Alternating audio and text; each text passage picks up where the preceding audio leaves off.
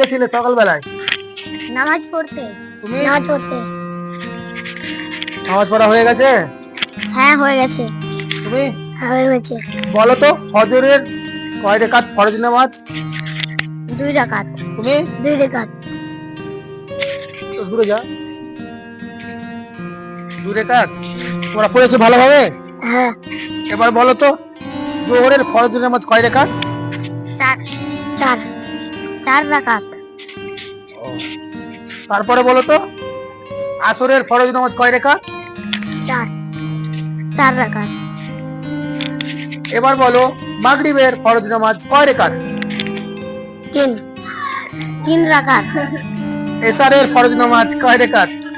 4 4 রাকাত। হ্যাঁ বলো তো টোটাল মোট কত রাকাত ফরজ নামাজ হয়?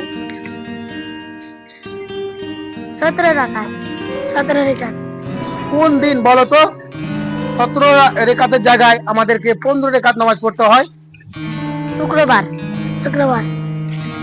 তোমরা যে এত সুন্দরভাবে প্রশ্নের উত্তর দিয়েছো উত্তরগুলো কোথা থেকে শিখেছিলে বলো? হ্যাঁ মাস্টার থেকে। তুমি মাস্টারের কাছ থেকে। তোমরা খুব সুন্দরভাবে উত্তর দিয়েছো তার জন্য অনেক অনেক ধন্যবাদ। আর এভাবে সারা জীবন নামাজ পড়ার তোমাদের তৌফিক দান করুক, আমিন। আমিন আমিন। আচ্ছা।